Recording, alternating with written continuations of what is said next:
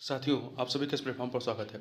यहाँ पर हम लोग जो है उत्तर प्रदेश लोक सेवा आयोग के द्वारा जो पीसीएस की प्रीवियस ईयर की परीक्षाओं के प्रश्न पत्र हैं, उन प्रश्न पत्रों को हम लोग एक एक करके देख रहे हैं। इसके लिए हम लोग जो है घटना चक्र पब्लिकेशन की पीसीएस प्रारंभिक एवं मुख्य परीक्षा हल प्रश्न पत्र नाम से जो पुस्तक है, इस पुस्तक से हम लोग जो है ईयरली पीसीएस के प्रश्न पत्रों को सॉल्व कर रहे हैं। और आज के वीडियो में हम लोग जो है उत्तर प्रदेश पीसीएस की जो प्रारंभिक परीक्षा 2017 की हुई है, तो उस 2017 के प्रारंभिक परीक्षा के जो जीएस पेपर 1 है, उस जीएस पेपर 1 को यहाँ पर हम लोग कंप्लीट करेंगे पूरी व्याख्या के साथ। आगे बढ़ने से पहले आपको बता दूं कि यदि आपको इस पुस्तक का पीडीएफ चाहिए तो पीडीएफ का लिंक जो है वो डिस्क्रिप्शन बॉक्स में दे दिया जाएगा। वहाँ से जा करके आप पीडीएफ को डाउनलोड कर सकते हैं। और जो घटना चक्र का मोबाइल ऐप, उस मोबाइल ऐप पर आप इसको फ्री में पढ़ सकते हैं। तो चलिए प्रारंभ करते हैं हम लोग जो है यूपी पीसीएस प्री परीक्षा या प्रारंभिक परीक्षा 2017 के जीएस प्रश्न पत्र को। तो इसमें जो पहला इतिहास का जो प्रश्न है, उस प्रश्न को देखें तो ऋग्वेद में कई परिच्छेदों में प्रयुक्त अघन्य शब्द संदर्भित है किसके लिए? तो यह जो है गाय के लिए मिलता है। किसके लिए? गाय के लिए। ऋग्वेद में गाय के लिए अघन्या मतलब न मारने योग्य शब्द मिलता है। एल भाषण के अनुसार इस शब्द से गाय की आर्थिक महत्ता सूचित होती है, क्योंकि ऋग्वैदिक काल में गाय ही विनिमय का माध्यम थी। अगला निम्नलिखित में से किस शैलकृत गुफा में 11 शिरों के बोधिसत्व का अंकन मिला है? किस शैलकृत गुफा में 11 शिरों के बोधिसत्व का अंकन मिला है? तो ये कन्हेरी के शैलकृत गुफाएं वहाँ मिला है। कन्हेरी गुफाएं हैं कहाँ पे? तो महाराष्ट्र के मुंबई के निकट में स्थित बौद्ध धर्म से संबंधित एक प्रमुख पर्यटन स्थल है। ये गुफाएं संजय गांधी राष्ट्रीय उद्यान परिसर में स्थित हैं। इन गुफाओं का निर्माण 3री शताब्दी ईसा पूर्व से 11वीं शताब्दी ईस्वी के मध्य में किया गया। यहाँ स्थित एक गुफा में 11 शिरों वाले बोधिसत्व अवलोकितेश्वर का अंकन मिलता है। कुछ स्रोतों में इस गुफा का कालक्रम प्रथम शताब्दी ईसा पूर्व से 10वीं 11वीं शताब्दी ईस्वी दिया गया है। अगला है निम्नलिखित कथनों पर विचार कीजिए। 2 कथन दिए गए हैं, बताना इनमें से कौन सा या से सही है। पहला है पश्चिमी गोदावरी जिले के गुंटूपल्ली में प्रारंभिक चैत्यगृह और बिहार चट्टानों को काटकर बनाए गए। जो प्रारंभिक चैत्यगृह और बिहार हैं वो चट्टानों को काटकर बनाए गए, ये कथन सही है। दूसरा, पूर्वी दक्कन के चैत्य और बिहार जो है साधारणतया चट्टानों को काटकर बनाए गए, ये भी सही है। 2 के दोनों कथन यहाँ पर सही है, इसलिए सी ऑप्शन हो जाएगा। देखिए, आंध्र प्रदेश के पश्चिमी गोदावरी जिले, वर्तमान में इसका नाम क्या है? एलूरू जिला है, में अवस्थित गुंटूपल्ली में दूसरी शताब्दी ईसा पूर्व से 5वीं 6ठी शताब्दी ईस्वी तक चैत्य एवं बिहारों के निर्माण के साक्ष्य प्राप्त होते हैं। यह बौद्ध धर्म से संबंधित एक प्रमुख पर्यटन स्थल है। अगला प्रश्न है आपका, 2 सूचियां दी गई हैं तीर्थंकर, जैन धर्म के तीर्थंकर, और उनकी प्रतिमा के जो लक्षण हैं वो क्या हैं, तो इन्हें सुमेलित करना है। यहाँ पे देखिए, जो आदिनाथ हैं, इनका जो लक्षण है या जो प्रतिमा का जो लक्षण है वो क्या है? वृषभ है। या किस जानवर से इनको इंगित किया गया है? तो वो है वृषभ। ठीक है, आदिनाथ को वृषभ से, मल्लिनाथ को जल कलश से, पार्श्वनाथ को सर्प फण के सांप के फन से, शंभवनाथ को अश्व से। ठीक है, और महावीर स्वामी को आपका किससे? बाघ से है। ठीक है, तो देखिए, आदिनाथ वृषभ, मल्लिनाथ जल कलश, पार्श्वनाथ सर्पफण, शंभवनाथ अश्व। अगला है बराबर पहाड़ी की गुफाओं के विषय में निम्न में से कौन एक सही नहीं है? 4 कथन है। पहला, बराबर पहाड़ी पर कुल 4 गुफाएं, ये कथन सही है। 3 गुफाओं की दीवार पर अशोक के अभिलेख उत्कीर्ण है, ये भी सही है। ये अभिलेख इन गुफाओं को आजीविकाओं जो आजीवक संप्रदाय रहा है, तो आजीविकाओं को समर्पित होने का उल्लेख करते हैं, ये भी सही है। ये अभिलेख ईसा पूर्व 6ठी शताब्दी के हैं, नहीं, ये कथन आपका गलत है, क्योंकि इन गुफाओं में उत्कीर्ण अभिलेख जो है 3री सदी ईसा पूर्व से संबंधित, 3री सदी ईसा पूर्व से संबंधित है। ये ईसा पूर्व 6ठी शताब्दी के नहीं है। देखिए, बिहार के जहानाबाद जिले में स्थित बराबर नामक पहाड़ी पर कुल 4 गुफाएं स्थित हैं, जिनमें से 3 गुफाओं की दीवारों पर अशोक के लेख उत्कीर्ण मिले हैं। इनमें अशोक द्वारा आजीवक संप्रदाय के साधुओं के निवास के लिए गुफा दान में दिए जाने का विवरण सुरक्षित है। चट्टानों को काटकर बनाई गई इन गुफाओं का संबंध जो है वो मौर्य काल से है। ठीक है, मतलब तीसरी सदी ईसा पूर्व से। अगला 6ठी शताब्दी ईसा पूर्व का मत्स्य महाजनपद स्थित कहाँ रहा है? तो मत्स्य महाजनपद जो है ये राजस्थान में रहा है, जिसकी राजधानी विराटनगर रही है। ठीक है, तो देखिए, बौद्ध ग्रंथ अगुंतर निकाय तथा जैन ग्रंथ भगवती सूत्र में 6ठी शताब्दी ईसा पूर्व के 16 महाजनपदों की सूची मिलती है। इनमें मत्स्य महाजनपद आधुनिक राजस्थान में स्थित था। मत्स्य महाजनपद की राजधानी विराटनगर थी। अगला है, दो सूचियां दी गई हैं, इन्हें सुमेलित करना है, कला या शिलालेख, और वो किस सम्राट से संबंधित रही है। देखिए, गांधार कला जो है कुषाण कुषाण शासक से संबंधित नहीं है, ठीक है। दूसरा, जूनागढ़ शिलालेख, ये रुद्रदामन प्रथम से संबंधित है। मिलिंद पन्हो मीनांडर से, और तक्षशिला लेख जो है वो पतिक से संबंधित है। फिर से देख लीजिए, गांधार कला कुषाण कालीन कला है ये, ठीक है। जूनागढ़ अभिलेख रुद्रदामन प्रथम, मिलिंद पन्हो मीनांडर, और तक्षशिला लेख पतिक। अगला है, अकबर के शासनकाल में दक्कन में निम्न पद्धतियों में से कौन सी भू राजस्व वसूली का प्रचलित आधार था। तो यहाँ पर हल की संख्या कौन सी, यहाँ पर कौन सी प्रक्रिया या मेथड अपनाया जाता था, हल की संख्या। जे एन सरकार की औरंगजेब का इतिहास में पृष्ठ संख्या 190 पर यह उल्लेख कि अकबर के शासनकाल में उत्तर भारत में दीवान टोडरमल द्वारा भू राजस्व वसूली की व्यवस्थित पद्धति जो है वो स्थापित की गई थी, लेकिन दक्कन में इस प्रकार की व्यवस्थित पद्धति का अभाव था। इस दौरान दक्कन के किसान प्रति हल की संख्या के आधार पर राज्य को भू राजस्व का भुगतान करते थे। अगला है, निम्न विदेशी यात्रियों में से किसने जहांगीर के शासनकाल में भारत की यात्रा की थी। जहांगीर के शासनकाल में, ठीक, अकबर के बाद जहांगीर आता है, तो कौन था, फ्रांसिस्को पल्सर्ड जो है ये जहांगीर के शासनकाल में भारत की यात्रा करता है। देखिए, डच ईस्ट इंडिया के अधिकारी फ्रांसिस्को पल्सर्ड का जन्म बेल्जियम के एंटवर्प में हुआ था। 1618 ईस्वी में वह कंपनी की व्यावसायिक सेवा में पूर्व के लिए रवाना हुआ तथा भारत में कनिष्ठ व्यापारी के रूप में नियुक्त हुआ। मसूलीपट्टनम से थल मार्ग द्वारा सूरत की यात्रा के पश्चात उसे आगरा भेजा गया, जहां वह 7 वर्षों तक रहता है।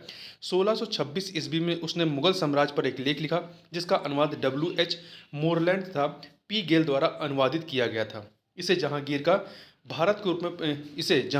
भारत के रूप में प्रकाशित किया गया था इस नाम से। जौनपुर राज्य का अंतिम शासक कौन था। तो यहाँ का जो अंतिम शासक था वो कौन था, हुसैन शाह। देखिए, जौनपुर शहर की स्थापना 14वीं शताब्दी में सुल्तान फिरोज शाह तुगलक ने अपने चचेरे भाई सुल्तान मोहम्मद बिन तुगलक की स्मृति में किया था। सुल्तान मोहम्मद बिन तुगलक का वास्तविक नाम जौना खां था। 1394 ईस्वी में मलिक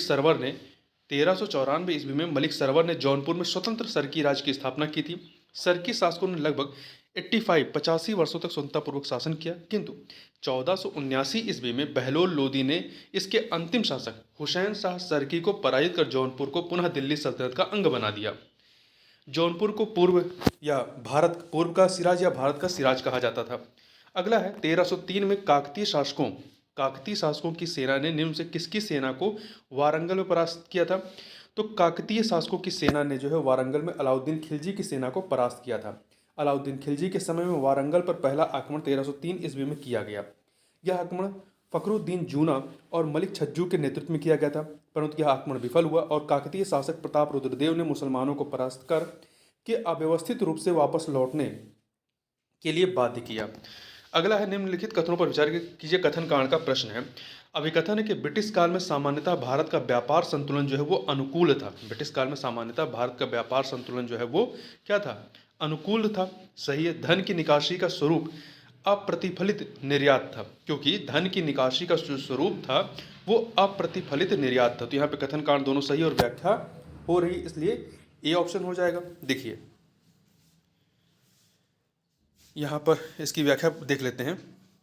बहिर्गमन अथवा निकासी की राष्ट्रवादी परिभाषा का तात्पर्य भारत से धन, संपत्ति एवं माल का इंग्लैंड में हस्तांतरण था, जिसके बदले में भारत को इसके समतुल कोई भी आर्थिक, वाणिज्यिक या प्रतिलाभ नहीं होता था। इस दौरान आयात की तुलना में अधिक निर्यात होता था। मतलब जितना हम उधर से लेते नहीं उससे ज़्यादा यहाँ से निर्यात होता था। ईस्ट इंडिया कंपनी के धन निष्कासन के स्रोत थे व्यापारिक एकाधिकार से प्राप्त लाभ, कंपनी के कर्मचारियों के वेतन एवं पेंशन, कंपनी के निवेशकों को दिया जाने वाला लाभांश आदि। कंपनी द्वारा जो पैसा इंग्लैंड भेजा जाता था वही पैसा पुनः भारत में विदेशी ऋण तथा पूंजी निवेश के रूप में प्राप्त होता था, परंतु इस पूंजी निवेश का उद्देश्य देश का विकास नहीं बल्कि भारतीय साधनों का अधिकाधिक शोषण था। 1813 ईस्वी के पश्चात इस आर्थिक निकास ने अप्रतिफल निर्यात का रूप धारण कर लिया। वर्ष 1914 से के पहले भारत में अंग्रेजी पूंजी निवेश केवल उन आर्थिक ऊपरी साधनों में लगाए गए जैसे रेलवे, सड़क, व्यापारिक जहाज तथा खनिज उद्योग। एवं वित्तीय संस्थाओं जैसे बैंक, बीमा एवं वित्तीय निगम में जो अंग्रेजी उद्योग के अनुपूरक थे और इनमें भारतीय औद्योगिक विकास के लिए कोई स्थान नहीं था। दादा भाई नौरोजी ने धन के निष्कासन को अनिष्टों का अनिष्ट, इविल ऑफ ऑल इविल्स की संज्ञा दी थी और भारत की निर्धनता का मुख्य कारण बताया था। इस प्रकार से कथन कारण दोनों सही है और कारण जो है कथन की व्याख्या कर रहा है। अगला निम्नलिखित में से कौन सा युग्म सुमेलित नहीं है? तो यहाँ पे 4 विकल्प देखिए। हेक्टर मुनरो का संबंध जो है बक्सर के युद्ध से है, सही है। लॉर्ड हेस्टिंग का संबंध आंग्ल नेपाल युद्ध से है, ये भी सही है। लॉर्ड वेल्जली का संबंध चतुर्थ आंग्ल मैसूर युद्ध से है, ये भी सही है। लॉर्ड कॉर्नवालिस का संबंध जो है तृतीय आंग्ल मराठा युद्ध से नहीं है। ठीक है, तृतीय से आपका लॉर्ड वेल्जली संबंधित रहा है। देखिए, अंग्रेजों तथा मराठों के मध्य 3 युद्ध होते हैं। प्रथम आंग्ल मराठा युद्ध जो है, प्रथम आंग्ल मराठा युद्ध ये 1775 से 82 के मध्य में वारन हेस्टिंग के समय में होता है। वारन हेस्टिंग ईस्ट इंडिया कंपनी का गवर्नर था। द्वितीय आंग्ल मराठा के समय जो लॉर्ड वेल्जली गवर्नर जनरल था। ठीक, तो जो यहाँ पे तीसरा है, तीसरे के समय लॉर्ड वेल्जली नहीं बल्कि कौन था यहाँ पे? लॉर्ड हेस्टिंग था। देखिए आगे, द्वितीय जो आपका आंग्ल मराठा युद्ध होता है 1803 से 1805, इस समय लॉर्ड वेल्जली गवर्नर जनरल था तथा तीसरा आंग्ल मराठा युद्ध 1817 से 1818 में होता है, इस समय लॉर्ड हेस्टिंग गवर्नर जनरल था। ठीक है, तो तृतीय आंग्ल मराठा युद्ध के समय में कौन रहता है? लॉर्ड हेस्टिंग रहता है। तो तीनों आंग्ल मराठा युद्ध जो होते हैं उनमें लॉर्ड कॉर्नवालिस कहीं भी उसके शासनकाल में या गवर्नर काल में नहीं होता है। अगला प्रश्न है यहाँ पर कि निम्नलिखित युगों में से कौन सही सुमेलित नहीं है? विद्रोह और वर्ष। देखिए यहाँ कुछ स्टार लगा है, क्यों लगा है देख लेते हैं। पावना विद्रोह 1873-76 में होता है, सही है। दक्कन किसान विद्रोह 1875, सही है। सन्यासी विद्रोह जो है ये 1894 में नहीं होता है। सन्यासी विद्रोह 1894 का नहीं है बल्कि 1763 से 1800 ईस्वी के मध्य का है। वहीं कोल विद्रोह जो 1870 का नहीं है, 1831 से 1832 का, 1831 से 32 का है। इस प्रकार से सी और डी दोनों ही सही नहीं है। ठीक है, इस प्रश्न को उत्तर प्रदेश लोक सेवा आयोग द्वारा संशोधित उत्तर पत्रक में मूल्यांकन से बाहर कर दिया गया था। तो ध्यान रखिएगा, पावना विद्रोह 1873 का है, दक्कन किसान विद्रोह 1875 का है और वहीं सन्यासी विद्रोह जो है ये 1763 से 1800 के बीच का है। 1763 से 1800 के बीच का है, ना कि 1894। कोल विद्रोह जो 1831-32 का है। आगे चलते हैं। अगला प्रश्न जो है आपका कि निम्नलिखित में से किस समाज सुधारक ने 1826 के जूरी अधिनियम का घोर विरोध किया था? तो राजा राम मोहन राय ने जो है जूरी अधिनियम का घोर विरोध किया था। देखिए 1826 ईस्वी में जूरी एक्ट पारित किया गया था जिसके अंतर्गत न्यायालयों में धार्मिक आधार पर भेदभाव की शुरुआत हुई। इसके अंतर्गत यह प्रावधान था कि हिंदू तथा मुसलमानों के मामलों की सुनवाई किसी यूरोपीय अथवा भारतीय ईसाई जजों द्वारा तो की जा सकती थी, किंतु किसी भी ईसाई चाहे वह यूरोपीय हो अथवा भारतीय की सुनवाई किसी हिंदू अथवा मुसलमान न्यायाधीश द्वारा नहीं की जा सकती थी। राजा राम मोहन राय ने इस भेदभाव का जोरदार तरीके से विरोध किया था। ध्यातव्य है कि इंडियन जूरी एक्ट 1826 ईस्वी में पारित किया गया था जबकि यह 1827 ईस्वी में लागू किया गया था। अगला, निम्नलिखित में से किन स्थानों पर डचों ने अपने व्यापारिक अड्डे स्थापित किए थे? तो देखिए इन्होंने नागपट्टनम, चिंसुरा, मछलीपट्टनम में, सूरत, भरूच, आगरा, कोच्चिन, अहमदाबाद, पटना, इन सभी जगहों पर जो है अपने व्यापारिक अड्डे स्थापित किए थे। ध्यान रखिएगा, ये सभी के सभी स्थान जो है नागपट्टनम, चिंसुरा, मछलीपट्टनम, सूरत, भरूच, आगरा, कोच्चिन, अहमदाबाद, पटना, ये सभी स्थल वो हैं जहां पर डचों ने अपने व्यापारिक अड्डे स्थापित किए थे। अगला, स्वतंत्रता पूर्व भारत में निम्नलिखित में से किसने केंद्रीय विधानसभा में स्वराज दल का समर्थन किया था? तो स्वराज दल का समर्थन जो है वो किसने किया था? M.A. जिन्ना ने। ठीक है, M.A. जिन्ना ने किया था। देखिए नवंबर 1923 में केंद्रीय विधानसभा के चुनाव हुए। सेंट्रल लेजिस्लेटिव असेंबली की 105 निर्वाचित सीटों में से 42 पर स्वराज पार्टी की जीत हुई। मध्य प्रांत में इन्हें स्पष्ट बहुमत मिला। बंगाल में सबसे बड़े दल के रूप में उभरे और बंबई तथा संयुक्त प्रांत में भी इन्हें अच्छी सफलता मिली। मद्रास और पंजाब में जातिवाद और सांप्रदायिकता की लहर के कारण इन्हें खास सफलता नहीं मिली। सेंट्रल लेजिस्लेटिव असेंबली में स्वराजियों ने एक साझा राजनीतिक मोर्चा बनाया। इसमें जिन्ना के नेतृत्व में उनके समर्थक, उदारवादी व व्यक्तिगत रूप से कुछ विधायक जैसे मदन मोहन मालवीय आदि शामिल थे। अगला है, गोपाल कृष्ण गोखले ने किस वर्ष में भारत सेवक मंडल या सर्वेंट ऑफ इंडिया सोसाइटी की स्थापना की थी? 1905 में की थी। कब की थी? 1905 में की थी। देखिए वर्ष 1905 में पूना में गोपाल कृष्ण गोखले ने भारत सेवक मंडल, भारत सेवक समाज, सर्वेंट ऑफ इंडिया की स्थापना की थी। इसका उद्देश्य भारत सेवा के लिए प्रचारक तैयार करना था और संवैधानिक तरीकों से भारतीय जनता के सच्चे हितों को प्रोत्साहन देना था। इस मंडल ने, ये जो भारत सेवक मंडल था, मंडल ने बी श्रीनिवास शास्त्री, जी.के. देवधर, N.M. जोशी, पंडित हृदयनाथ कुंजरू जैसे महान समाज सेवक तैयार किए। M.C. सीतलवाड़, B.N. राव तथा अल्लाद कृष्ण स्वामी अय्यर इसके प्रख्यात सदस्य थे। अगला है, निम्नलिखित में से किस वर्ष बंगाल के मिदनापुर जिले में जातीय सरकार की स्थापना हुई 1942 में। 1942 में देखिए, भारत छोड़ो आंदोलन की एक महत्वपूर्ण विशेषता 3 जगहों पर, मतलब मुख्यतः 3 है, कई जगहों पर ये समानांतर सरकार स्थापित हुई थी। बलिया, तामलुक मिदनापुर और सतारा। ठीक है, बलिया उत्तर प्रदेश, तामलुक मिदनापुर पश्चिम बंगाल और सतारा महाराष्ट्र। सहित देश के कई स्थानों पर समानांतर सरकारों की स्थापना रही है। दिसंबर 1942 में तत्कालीन बंगाल के मिदनापुर जिले में गठित जातीय सरकार अगस्त 1944 तक चलती है। ठीक है, 1944 तक चलती है। और इस सरकार ने तूफान पीड़ितों के लिए सहायता कार्यक्रम आरंभ किए, स्कूलों को अनुदान दिए, धनी लोगों का अतिरिक्त धन गरीबों में बांटा, एक सशक्त विद्युत वाहिनी का गठन किया। अगला प्रश्न है आपका, निम्नलिखित में से किस केस की समस्त संसार में चर्चा हुई और अभियुक्तों के समर्थन में Albert Einstein, H.G. Wells, Harold Laski तरह रूजवेल्ट ने सहानुभूतिपूर्ण टिप्पणियां की थी। तो मेरठ षड्यंत्र मुकदमे के संदर्भ में, मेरठ षड्यंत्र मुकदमा, देखिए वर्ष 1929-33 के बीच, वर्ष 1929-33 के बीच चले मेरठ षड्यंत्र मामले में 30 से अधिक श्रमिक नेताओं पर राजद्रोह का मुकदमा चलाया गया। इसकी समस्त संसार में चर्चा हुई। Professor Einstein, H.G. Wells, Harold Laski और रोमा रोला तथा रूजवेल्ट ने इसकी आलोचना की थी। अगला है, किसने ईस्ट इंडिया कंपनी के बारे में टिप्पणी की थी कि कंपनी एक असंगति है, परंतु यह उस व्यवस्था का भाग है जहां सब कुछ ही असंगत है। ये टिप्पणी देखिए, ये की थी किसने? थॉमस बेबिंगटन मैकाले या टीबी मैकाले, यहाँ जीबी मैकाले लिखा है विकल्प में, जो बी विकल्प है यहाँ जीबी मैकाले है, जबकि इनका जो शॉर्ट फॉर्म होगा वो टीबी मैकाले होगा। थॉमस बेबिंगटन मैकाले को भारतीय इतिहास में लॉर्ड मैकाले के नाम से जाना जाता है। ये 1834 से 1838 ईस्वी तक भारत की सुप्रीम काउंसिल में लॉ मेंबर तथा लॉ कमीशन के प्रधान रहे। द इंडियन पेनल कोड की पांडुलिपि इन्होंने तैयार की थी। मैकाले ने अंग्रेजी को भारत की सरकारी भाषा तथा शिक्षा का माध्यम बनाने की पुरजोर वकालत की। अपने प्रसिद्ध लेख द मिनट में मैकाले की यह टिप्पणी ध्यातव्य है कि कंपनी एक असंगति है, परंतु यह उस व्यवस्था का भाग है जहां सब कुछ ही असंगत है। तो ये जीबी मैकाले नहीं, टीबी मैकाले होना चाहिए। यदि नज़दीकी देखेंगे तो बी वाला ऑप्शन यहाँ पर सही माना जाएगा, यदि एक को चुनना होगा तो। ठीक है, देखिए बाद में जो उत्तर प्रदेश लोक सेवा आयोग ने इसे अपने आंसर की से अलग कर दिया था, मतलब इस क्वेश्चन को ही हटा दिया था। तो आप जीबी मैकाले को ही याद रखिएगा, sorry TB Macaulay, GB Macaulay नहीं टीबी मैकाले को याद रखिएगा। ठीक, अगला है, नीचे दिए गए कूट का उपयोग करते हुए निम्नलिखित घटनाओं को सही कालानुक्रम से निर्दिष्ट कीजिए। 4 घटनाक्रम है यहाँ पर। तो देखिए सबसे पहले इसमें क्या होता है, चंपारण सत्याग्रह 1917 का। फिर आपका चंपारण के बाद अहमदाबाद मिल हड़ताल होता है, ये फरवरी में होता है, और 1918 में फिर आपका खेड़ा किसान आंदोलन हो जाता है 1918 में ही।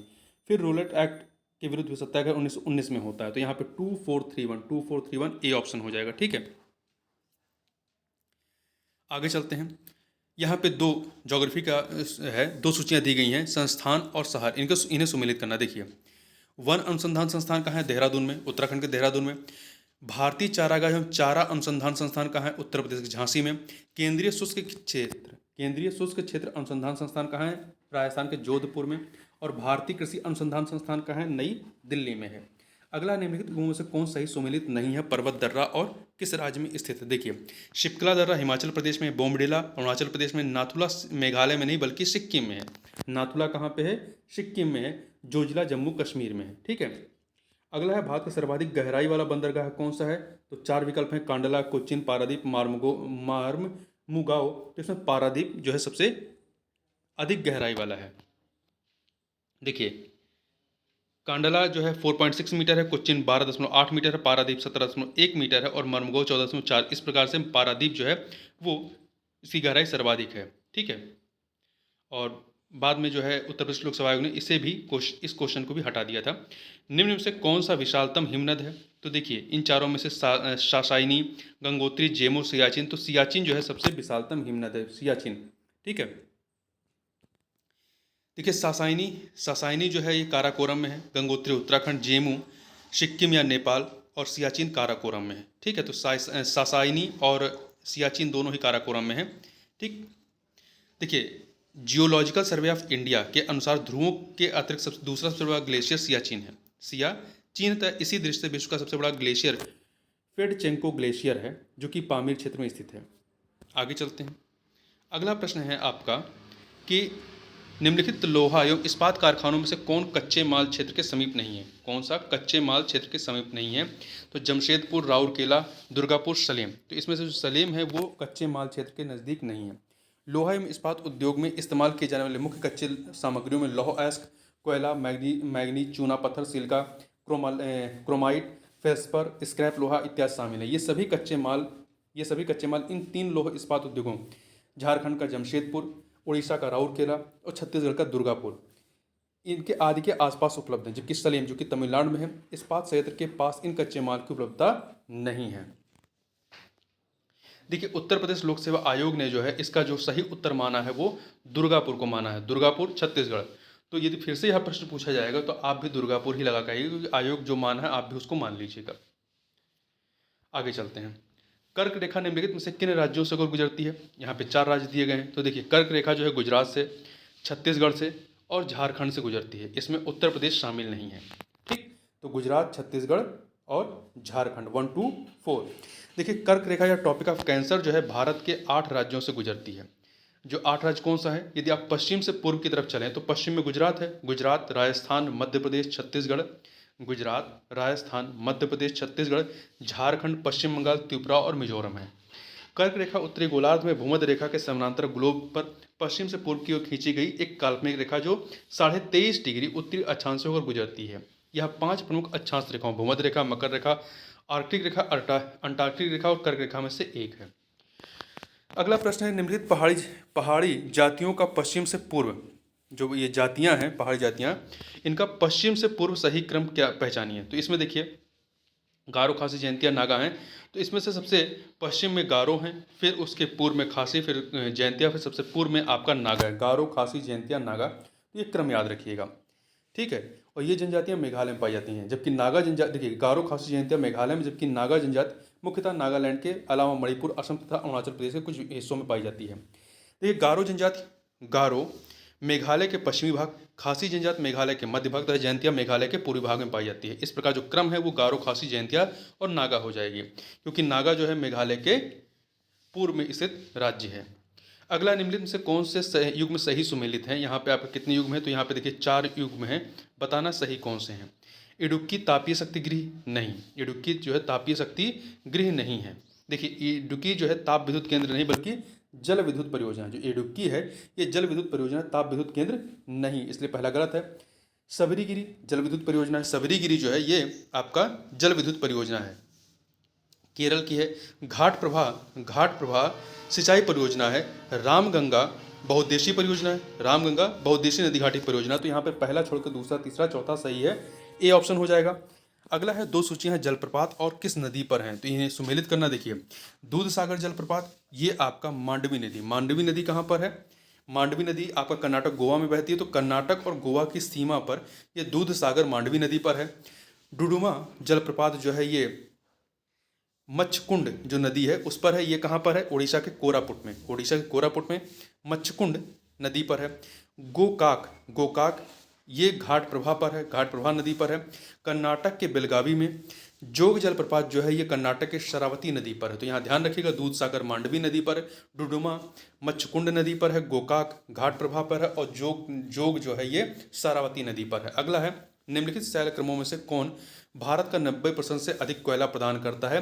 तो जो गोंडवाना क्रम की चट्टानें हैं, गोंडवाना क्रम की चट्टानें जो है इनसे भारत का 90% से अधिक कोयला प्राप्त होता है। देखिए, गोंडवाना कोयला 3 भूवैज्ञानिक शैल समूहों, कौन कौन से?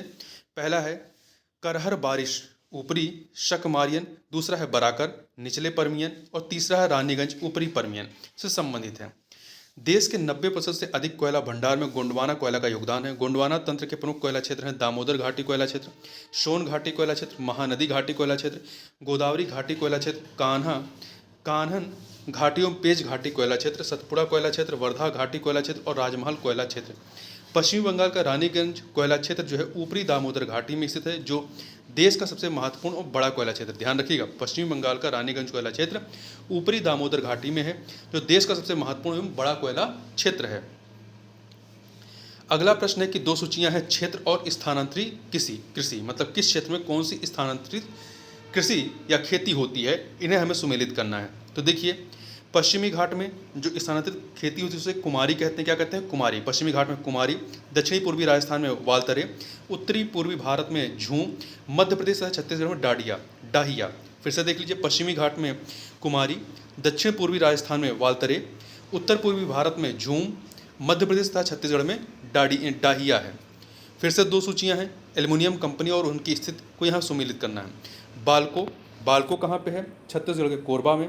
हिंडाल्को उत्तर प्रदेश के रेनकोट में है। इंडियन एल्युमिनियम कंपनी INDAL ये उड़ीसा के हीराकुंड में है। और नालको उड़ीसा के कोरापुट में है। फिर से देख लीजिए, वाल्को कहाँ पे है? छत्तीसगढ़ के छत्तीसगढ़ के कोरबा में है। हिंडाल्को कहाँ है? उत्तर प्रदेश के रेनकोट में है। इंडियन एल्युमिनियम कंपनी INDAL ये उड़ीसा के हीराकुंड में है। और नालको जो है उड़ीसा के कोरापुट में है। अगला है, वर्षा की मात्रा निर्भर करती है किस पे? तो वर्षा की मात्रा जो है वायुमंडल में नमी पर निर्भर करती है। अधोलिखित में से कौन शीत महासागर धारा नहीं है? शीत महासागर धारा नहीं है। तो इसमें देखिए, आपका कनारीज, हम्बोल्ट, ओयासियो ये आपके शीत महासागर धारा है, परंतु ये ठंडी समुद्री धाराएं हैं। परंतु अंगुलिहास जो है ये गर्म महासागरीय धारा है। अंगुलिहास जो है दक्षिण हिंद महासागर में प्रवाहित होने वाली गर्म जलधारा है, जबकि कनारीज उत्तर अटलांटिक महासागर में प्रवाहित होने वाली ठंडी जलधारा है। पेरुवियन धारा को हम्बोल्ट धारा भी कहते हैं, या दक्षिणी अमेरिका के पश्चिमी तट के सहारे प्रवाहित होने वाली ठंडी जलधारा है। दक्षिणी अमेरिका के पश्चिमी तट के सहारे। ओयासियो धारा बेरिंग जलसंधि से होकर दक्षिण की ओर प्रवाहित होने वाली ठंडी धारा है, जिसके द्वारा आर्कटिक सागर का ठंडा जल प्रशांत महासागर में पहुंचता है। क्यूराइल धारा जो है ये ओखास्टक सागर से प्रारंभ होकर शखालिन द्वीप के पूर्वी तट के साथ बहती हुई जापान के होकाइडो द्वीप के पास ओयाशियो धारा से मिल जाती है। अगला है, निम्नलिखित में से किसे यूरोप की तेल राजधानी कहा जाता है? तो एवर्डीन को जो है यूरोप की तेल राजधानी कहा जाता है। देखिए, 20वीं शताब्दी के मध्य में उत्तरी सागर में महत्वपूर्ण तेल के निक्षेप के खोज के साथ एवर्डीन में पेट्रोलियम उद्योग का विकास होता है। अगला, निम्नलिखित में से किस देश समूह की सीमा इजराइल से लगी हुई है? तो इजराइल से देखिए, इजराइल की जो स्थलीय सीमा है वो उत्तर में लेबनान से, उत्तर पूर्व में सीरिया से, और उत्तर पूर्व में सीरिया से, पूर्व में दक्षिण पूर्व में जॉर्डन से, और दक्षिण पश्चिम में मिस्र से मिलती है। तो इजराइल की सीमा लेबनान, सीरिया, जॉर्डन, मिस्र से लगती है। निम्न में से कौन सा सबसे बड़ा पठार है? तो देखिए, कोलोराडो पठार जो है, इन चारों में सबसे बड़ा पठार जो है कोलोराडो पठार है। कोलोराडो, ठीक है। देखिए, कोलोराडो सबसे बड़ा है। कोलोराडो जो है वो सबसे बड़ा है। इसमें कोलोराडो के बाद आपका क्या जाएगा? एक सेकेंड। उपयुक्त क्षेत्रफल के आधार पर स्पष्ट है कि दिए गए विकल्प में सबसे बड़ा पठार कोलोराडो पठार है, जो कि विश्व का सबसे बड़ा पठार जो है वो तिब्बत का पठार है। इन चारों में कोलोराडो सबसे बड़ा है, कोलोराडो, ठीक है। फिर कोलंबिया है, फिर इसके बाद कोकोनिनो है, और फिर एक्वेरियस है, और सबसे बड़ा देखेंगे तो तिब्बत का पठार है। अगला है, लाल सागर एक उदाहरण है किसका? तो ये अक्षीय गर्त का। लाल सागर जो है एक अक्षीय गर्त, एक्सियल ट्रफ का एक उदाहरण है, जो अफ्रीका एवं एशिया महाद्वीप के बीच स्थित है। इस क्षेत्र में चुंबकीय विसंगति, मैग्नेटिक एनोमली का निर्धारण किया गया है। यह स्वेज नहर के खुलने के पश्चात उत्तरी अफ्रीका, यूरोप और एशियाई देशों के मध्य व्यापार में महत्वपूर्ण भूमिका निभाता है। अगला है, दो सूचियां हैं, नगर और नदी, मतलब कौन सा नगर किस नदी किनारे? देखिए, खार्तूम सूडान का है, तो ये खार्तूम नील नदी किनारे है। ब्राजावेले कांगो गणराज्य का शहर है, ये जैरे या कांगो नदी किनारे है। रॉटरडम नीदरलैंड्स राइन नदी किनारे। पेरिस फ्रांस सीन नदी किनारे। फिर से देख लीजिए, खार्तूम सूडान की राजधानी है, खार्तूम नील नदी किनारे है, ब्राजावेले कांगो गणराज्य, जैरे या कांगो नदी, रॉटरडम राइन नदी, और पेरिस सीन नदी। निम्नलिखित में से कौन सी नहर दक्षिणी जर्मनी में आंतरिक जलमार्ग के रूप में प्रयोग की जाती है? दक्षिण जर्मनी में तो जो लुडविंग्स नहर है, लुडविंग्स नहर का इस्तेमाल जो है दक्षिण जर्मनी में आंतरिक जलमार्ग के रूप में किया जाता है। लुडविंग्स नहर दक्षिण जर्मनी में आंतरिक जलमार्ग के रूप में इसका प्रयोग किया जाता है, ठीक है। जबकि जो अन्य है बी ऑप्शन साल्ट सेंटी मारी नहर, इसके बारे में बात करें तो कनाडा में है, जो वर्ष 1987 तक अटलांटिक महासागर से लेक सुपिरियर तक जहाजी मार्ग का हिस्सा था। और वहीं आपका ए विकल्प में जो है बोल्गादोन या कह सकते हैं बोल्गाडान नहर रूस में स्थित है, जो वहाँ की दो मुख्य नदियों बोल्गा और डॉन को आपस में जोड़ती है। वहीं सफ़ेद सागर डी ऑप्शन जो है सफ़ेद सागर नहर रूस में स्थित है, जो सफ़ेद सागर था लेक ओनेगा को आपस में जोड़ती है। अगला है, ब्राज़ील में विशाल कहवा बागानों को क्या कहा जाता है? इसे फजेंडा कहते हैं। क्या कहते हैं? फजेंडा कहते हैं। ठीक है। ब्राज़ील में कहवा का उत्पादन दक्षिण पूर्वी क्षेत्रों में किया जाता है। औपनिवेशिक काल मतलब 16 से 19वीं शताब्दी में ब्राज़ील के उत्तर पूर्वी क्षेत्रों में फजेंडा में चीनी का उत्पादन होता था। निम्नलिखित युगों में से कौन सही सुमेलित नहीं है? देखिए आपका इसमें गिनी बिसाऊ कौन सुमेलित नहीं? गिनी बिसाऊ की राजधानी गिनी बिसाऊ की राजधानी बिसाऊ है। ताइवान की राजधानी ताइपेई है। निकारागुआ की राजधानी मानागुआ है, परंतु मालदीव की राजधानी मलाबो नहीं है। मलाबो नहीं बल्कि माले है। ठीक है, मालदीव की राजधानी क्या है? माले है, क्योंकि मलाबो जो है वो इक्वेटोरियल गिनी की राजधानी, मलाबो इक्वेटोरियल गिनी की राजधानी है। तो यहाँ पे डी ऑप्शन आपका ये सुमेलित नहीं है। अगला है पर्यावरण का प्रश्न देखें तो हवा में तैरते हुए श्वसनीय सूक्ष्म कणों का आकार कितना होता है? ये 5 माइक्रोन से कम होता है। 5 माइक्रोन से कम। देखिए श्वसनीय सूक्ष्म कण वे कण होते हैं जो कम से कम इतने छोटे हों कि श्वसन के द्वारा फेफड़े में प्रवेश कर सकें। 5 माइक्रोन से छोटे लगभग 2.5 माइक्रोन आकार वाले हवा में तैरते सूक्ष्म कण नसिका झिल्ली द्वारा रोके नहीं जा सकते और परिणाम स्वरूप यह श्वसन द्वारा फेफड़े में पहुंच जाते हैं और विभिन्न रोगों का कारण बनते हैं। जबकि 5 माइक्रोन से बड़े निलंबित कण नसिका झिल्ली द्वारा रोक दिए जाते हैं तब फेफड़ों तक नहीं पहुँच पाते हैं। अगला प्रश्न है कथन कांड का प्रश्न और बताना सही कौन सा है। देखिए यहाँ पर कथन है कि भारत में जलवायु परिवर्तन से सामाजिक तनाव बढ़ रहा है। सही है। कारण क्योंकि मौसम की चरम दशा की बारंबारता एवं तीव्रता से खाद्य सुरक्षा पर गंभीर प्रभाव पड़ेंगे। तो कथन कारण दोनों सही है और व्याख्या भी हो रही है, इसलिए यहाँ पर ए ऑप्शन हो जाएगा। अगला प्रश्न है आपका कि निम्नलिखित में से कौन सा भारत में स्थापित प्रथम राष्ट्रीय उद्यान है? तो जो आपका जिम कॉर्बेट राष्ट्रीय उद्यान है, ये सबसे पहला राष्ट्रीय उद्यान है। भारत के प्रथम राष्ट्रीय उद्यान की स्थापना वर्ष 1936 में हैले राष्ट्रीय उद्यान के रूप में हुई थी। यह उद्यान अब जिम कॉर्बेट राष्ट्रीय उद्यान के नाम से लोकप्रिय है। वर्तमान में यह उत्तराखंड में है। अगला है अधोलिखित में से कौन सा जीव से जैव मंडल तक जैविक संगठन का सही क्रम है? तो सबसे पहले जनसंख्या के बाद समुदाय, फिर पारिस्थितिक तंत्र और फिर भूदृश्य आता है। जनसंख्या के बाद समुदाय और समुदाय के बाद पारिस्थितिक तंत्र और उससे बड़ा सबसे बड़ा भूदृश्य आएगा। आगे चलते हैं। निम्नलिखित में से कौन सा तंत्र सही सुमेलित नहीं है? ग्रीन हाउस गैस और उसका स्रोत देखिए। कार्बन डाइऑक्साइड का स्रोत क्या है? Thermal power station. क्लोरोफ्लोरोकार्बन का ऑटोमोबाइल नहीं है। ठीक है। इसका जो मेन सोर्स है वो रेफ्रिजरेटर है, आपका वातानुकूलित यंत्र है वहाँ पर। तो यहाँ पर बी वाला सही नहीं। नाइट्रस ऑक्साइड का जलमग्न धान के खेत हैं। सल्फर डाइऑक्साइड ईंट के भट्टे। देखिए क्लोरोफ्लोरोकार्बन क्लोरीन फ्लोरीनम ऑक्सीजन से बना मानव निर्मित गैसीय और द्रवीय पदार्थ जो कि रेफ्रिजरेटर तथा वातानुकूलित यंत्रों में शीतकारक के रूप में प्रयोग किया जाता है। वायुमंडल में अवस्थित ओजोन के क्षण का कारण जो है वो क्लोरोफ्लोरोकार्बन भी है। आगे चलते हैं। हरितगृह प्रभाव से वातावरण में निम्नलिखित में से कौन सा परिवर्तन होता है? तो यहाँ पे 4 परिवर्तन दिए गए। पहला, वायुमंडल में कार्बन डाइऑक्साइड की सांद्रता बढ़ जाती है। सही है। वायुमंडल में आर्द्रता बढ़ जाती है। जीवधारियों की संख्या बढ़ जाती नहीं। वायु की गति बढ़ जाती है। तो यहाँ पर थोड़ा सा देख लेते हैं व्याख्या। एक सेकेंड, इसमें से बताना कौन सा परिवर्तन होता है। देखिए पृथ्वी के वातावरण में विद्यमान हरितगृह गैसें एक ऐसे आवरण की तरह व्यवहार करती हैं जिसमें से सूर्य से आने वाली लघु तरंग की विकिरण तो प्रवाहित हो सकता है। जिसमें से सूर्य से आने वाली लघु तरंग विकिरण तो प्रभावित हो सकती है, परंतु पृथ्वी से वापस जाने वाली दीर्घ तरंग विकिरण इसे पार नहीं कर पाती। परिणाम स्वरूप पृथ्वी के वातावरण का तापमान बढ़ता जाता है। इसी प्रक्रिया को हरितगृह प्रभाव कहते हैं, ग्रीन हाउस इफेक्ट कहते हैं। वायुमंडल में कार्बन डाइऑक्साइड की सांद्रता में वृद्धि से हरितगृह प्रभाव पर सकारात्मक प्रभाव पड़ता है, परंतु हरितगृह प्रभाव से कार्बन डाइऑक्साइड की सांद्रता में अधिक सार्थक वृद्धि का प्रमाण प्राप्त नहीं हुआ, इसलिए पहला कथन गलत है। ठीक है।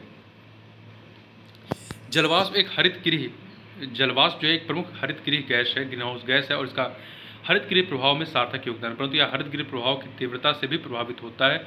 हरितगृह प्रभाव जो वातावरण को गर्म करता है, से वाष्पीकरण की प्रक्रिया तीव्र होती है, जो वायु में आर्द्रता की मात्रा को बढ़ा देती है। अतः विकल्प बी जो है वो सही है आपका, वायुमंडल में आर्द्रता बढ़ जाती है। अगला पढ़ लेते हैं। हरितगृह प्रभाव जो वातावरण में ऊष्मा एवं आर्द्रता में वृद्धि करता है, से जीवधारियों की संख्या में भी वृद्धि हो सकती है, क्योंकि ऊष्मा एवं नमी प्रजनता को सकारात्मक रूप से प्रभावित करती है। यद्यपि यह कथन सही है, परंतु उत्तर नहीं हो सकता, क्योंकि यह वायुमंडलीय परिवर्तन नहीं है। हरितगृह प्रभाव से तापमान व दाब पर प्रभाव पड़ता है। तापमान बढ़ने से दबाव कम हो जाता है और वायु गतिशीलता बढ़ती है। प्रश्न के संदर्भ में यह भी सही उत्तर होगा। तो इस प्रकार से आप देखें तो बी भी सही है और आपका डी भी सही, इसलिए स्टार लगा हुआ है। ठीक है। उत्तर प्रदेश लोकसभा आयोग ने इसे मूल्यांकन से बाहर कर दिया था। अगला है सबके लिए सतत ऊर्जा दशक पहल है किसकी? तो ये संयुक्त राष्ट्र संघ की है। किसकी है? संयुक्त राष्ट्र संघ की है। ठीक है, आगे चलते हैं। देखिए, संयुक्त राष्ट्र संघ 2014 से 2024 के दशक को सभी के लिए सतत ऊर्जा का दशक घोषित किया गया है। निम्न में से कौन सा सही सुमेलित नहीं है? प्रदूषक और उससे होने वाली बीमारी।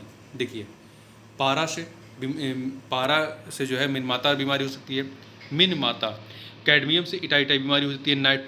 नाइट्रेट आयन से blue baby syndrome, nitrate ion से ब्लू बेबी सिंड्रोम, और फ्लोराइड आयन से जो है अपच, ये सही नहीं है। फ्लोराइड आयन की अधिकता से दांतों की बीमारी जिसे फ्लोरोसिस कहा जाता है, ये हो सकता है। इस बीमारी में दांतों का बाह्य आवरण इनेमल प्रभावित होता है तथा दांतों में पीलापन आ जाता है। तो पारा से मिनमाता बीमारी, कैडमियम से इटाइटाई बीमारी, नाइट्रेट आयन से ब्लू बेबी सिंड्रोम और फ्लोराइड आयन से फ्लोरोसिस नामक रोग होता है। निम्नलिखित में से किसे वायुमंडल के प्राकृतिक संतुलन के लिए कार्बन डाइऑक्साइड की उपयुक्त सांद्रता मानी जाती है? तो 0.03%। 0.03 वर्तमान में ये कितना पहुंच गया? 0.04% पहुंच गया। ठीक है, तो यहाँ पे बी ऑप्शन सही हो जाएगा। संतुलन के लिए 0.03% सही है, परंतु वर्तमान में कितना पहुंच गया? 0.04% पहुंच गया। निम्नलिखित में से कौन सा सही सुमेलित नहीं है? विश्व पर्यावरण दिवस 5 जून को, पृथ्वी दिवस 22 अप्रैल, तंबाकू निषेध दिवस 5 मई नहीं 1 मई होता है, ओजोन दिवस 16 सितंबर। तो यहाँ पर आपका सी ऑप्शन जो है वो सही नहीं है। ठीक है, 1 मई नहीं 31 मई। तंबाकू निषेध दिवस जो है 31 मई को मनाया जाता है, प्रतिवर्ष 31 मई। अगला है जैव विविधता को अधिकतम संकट किससे है? जैव विविधता को अधिकतम संकट प्राकृतिक निवास एवं वनस्पतियों के विनाश से है। अन्य विकल्प जो है अनुप्रयुक्त कृषि क्रियाओं से, जलवायु परिवर्तन से, जल प्रदूषण से, इन सभी से है, परंतु अधिकतम जो है वो प्राकृतिक निवास एवं वनस्पतियों के विनाश से है। निम्नलिखित में से कौन से जलवायु परिवर्तन के प्रमुख कारक हैं? तो यहाँ पे 4 कारक दिए गए हैं। देखिए, पहला जीवाश्मिक ईंधन का अधिकाधिक प्रज्वलन, सही है। तैल चलित स्वचालितों की संख्या का विस्फोटन, सही है। सौरधधक में वृद्धि, ये नहीं है। अत्यधिक वनोन्मूलन, ये भी आपका जलवायु परिवर्तन के प्रमुख कारणों में शामिल है। पहला दूसरा चौथा ये ऑप्शन हो जाएगा। ठीक है, देखिए, नासा एवं अन्य अध्ययन जो है वो सौरधधक सोलर फ्लेयर को जो है में वृद्धि को जलवायु परिवर्तन का प्रमुख कारण नहीं मानते हैं। अगला है निम्नलिखित में से या निम्न में से कौन सा सही सुमेलित नहीं है? देखिए, नील हरित शैवाल, ये धान के लिए अच्छी खाद है। राइजोबियम लेग्यूमिनी शेरम, ये मटर में नाइट्रोजन स्थिरीकरण का कार्य करता है, सही है। एजिटोबैक्टर गेहूं, एजोला मक्का, एजोला का संबंध जो है मक्का से नहीं है। व्याख्या देख लेते हैं। देखिए, एजोला, एनाबिना, नॉस्टॉक, नील हरित शैवाल आदि धान की फसल में नाइट्रोजन स्थिरीकरण को बढ़ावा देते हैं। तो एजोला जो है यहाँ पर जो है वो मक्का नहीं धान हो जाएगा। ठीक है, ये जैव उर्वरक की तरह कार्य करते हैं। राइजोबियम लेग्यूमिनी शेरम मटर की फसल, जो मिनुशेरम है मटर की फसल में, जबकि एजिटोबैक्टर गेहूं की फसल में नाइट्रोजन स्थिरीकरण कारक है, नाइट्रोजन फिक्सिंग एजेंट है। सामान्यतः एजोला मक्का की फसल में नाइट्रोजन स्थिरीकरण कारक के रूप में प्रयुक्त नहीं होता है। अगला, निम्नलिखित में से किस पारिस्थितिकी तंत्र में पौधों का जैविक पदार्थ अधिकतम होता है?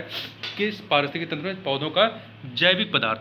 तो जो उष्णकटिबंधीय वर्षावन होते हैं, उष्णकटिबंधीय वर्षावनों में पौधों का जैविक पदार्थ जो है वो अधिक होता है, याद रखिएगा। आगे चलते हैं।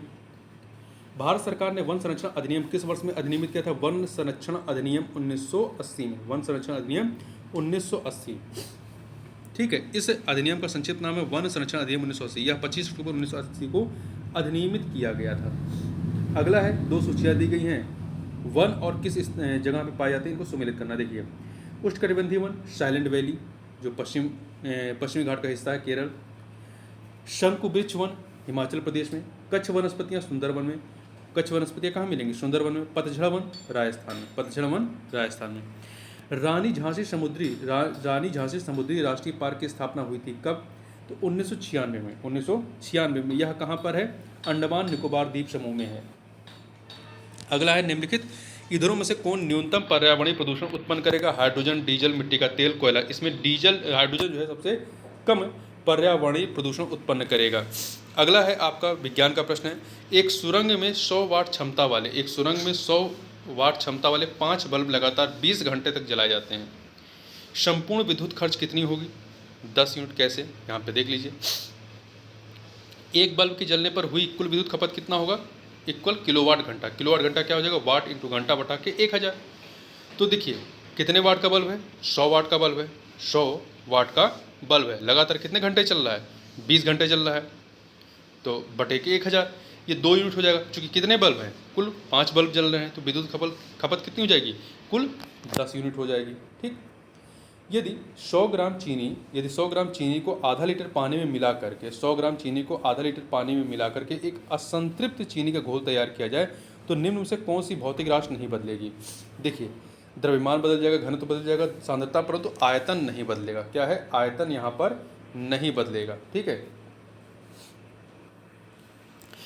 आयोग ने जो है इसका उत्तर द्रव्यमान को माना है कि द्रव्यमान नहीं बदलेगा। आगे चलते हैं, परंतु होता क्या है, आयतन नहीं बदलेगा।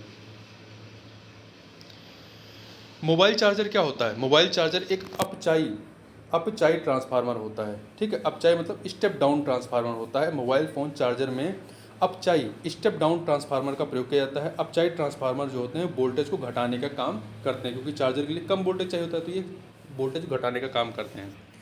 एक कटा हुआ हीरा जगमगाहट के साथ चमकता है, क्यों, पूर्ण आंतरिक परावर्तन के कारण, पूर्ण आंतरिक परावर्तन कारण। अगला है, टेलीविजन दर्शक डिश एंटीना प्रयुक्त करते हुए बरसात में उपग्रह सिग्नल नहीं प्राप्त करते, क्यों, क्योंकि यहाँ पे 3 रीजन बताए गए। क्योंकि एंटीना छोटे होते हैं, दूसरा वर्षा की बूंदें रेडियो तरंग की ऊर्जा अवशोषित करती हैं, तीसरा वर्षा की बूंदें रेडियो तरंगों की ऊर्जा की मूल दिशा को विचलित करती हैं। 3 के तीनों कारण है, यहाँ पे 1 2 3 डी ऑप्शन हो जाएगा।